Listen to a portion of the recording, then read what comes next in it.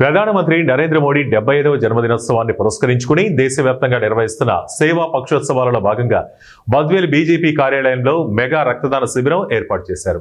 ఈ కార్యక్రమంలో యువత పెద్ద ఎత్తున పాల్గొని రక్తదానం చేశారు. ఈ కార్యక్రమంలో ముఖ్య అతిథులుగా బీజేపీ జిల్లా అధ్యక్షులు జంగిడి వెంకట సుబ్బారెడ్డి, జిల్లా పార్లమెంట్ కన్వీనర్ బొమ్మన సుబ్బరాయుడు మరియు బీజేపీ నాయకులు కందుల మురళీమోహన్ రెడ్డి పాల్గొన్నారు.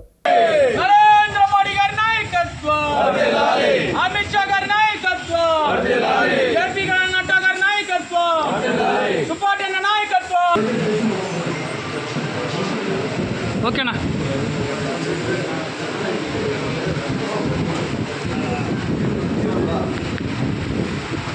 సందర్భంగా సెప్టెంబర్ 17వ తేదీ నుంచి సేవా పక్వాడ పేరుతో 10 రోజుల పాటు అనేక సేవా కార్యక్రమాలు భారతీయ జనతా పార్టీ మరియు భారతదేశంలోని అనేక వర్గాలకు సంబంధించిన వ్యక్తులు చేపడుతున్నారు. దీనిలో భాగంగా నేడు కడప జిల్లా బద్వేల్ నియోజకవర్గం బద్వేల్ టౌన్లో బద్వేల్ రూరల్ మరియు అర్బన్ మండలాలకు సంబంధించిన మా నాయకులందరూ రక్తదాన శిబిరాన్ని ఏర్పాటు చేయడం జరిగింది.